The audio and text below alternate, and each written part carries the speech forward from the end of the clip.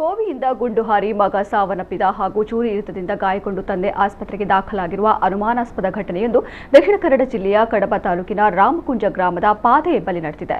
ರಾಮಕುಂಜದ ವಸಂತ್ ಅಮೀನ್ ಎಂಬುವರ ಪುತ್ರ 17 ವರ್ಷ ಪ್ರಾಯದ ಮೋಕ್ಷ ಎಂಬಾತ ಮೃತಪಟ್ಟ ಬಾಲಕ ವಸಂತ ಅಮೀನ್ ಅವರು ತೀವ್ರವಾಗಿ ಗಾಯಗೊಂಡಿದ್ದು ಅವರನ್ನು ಮಂಗಳೂರಿನ ಆಸ್ಪತ್ರೆಗೆ ದಾಖಲಿಸಲಾಗಿದೆ. ಶನಿವಾರ ಸಂಜೆ ಈ ಘಟನೆ ಸಂಭವಿಸಿದ್ದು ಕೌಟುಂಬಿಕ ಕಲಹದ ಕಾರಣ ಮನೆಯಲ್ಲಿ ಸಂಘರ್ಷ ನಡೆದ ಬಗ್ಗೆ ಅನುಮಾನ ವ್ಯಕ್ತವಾಗಿದೆ.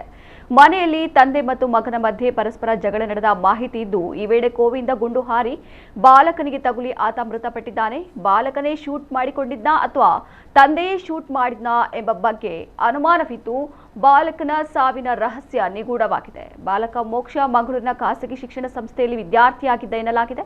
ಕಡಬ ಠಾಣೆಯ ಪೊಲೀಸರು ತನಿಖೆ ನಡೆಸ್ತಾ ಇದ್ದಾರೆ. ಈತನ್ಮಧ್ಯೆ ಘಟನೆಗೆ ಸಂಬಂಧಪಟ್ಟಂತೆ ವಸಂತ ಪೂಜಾರಿ ವಿರುದ್ಧವೇ ಆತನ ಪತ್ನಿ ಜಯಶ್ರೀ ಕಡಬ ಪೊಲೀಸ್ ಠಾಣೆಯಲ್ಲಿ ದೂರು ದಾಖಲಿಸಿದ್ದಾರೆ. ಆಕೆ ನೀಡಿದ ದೂರಿನಲ್ಲಿ ತಂದೆಯೇ ಮಗನಿಗೆ ಕೋವಿಯಿಂದ ಗುಂಡು ಹಾರಿಸಿ ಕೊಲೆ ಮಾಡಿದ್ದಾನೆ.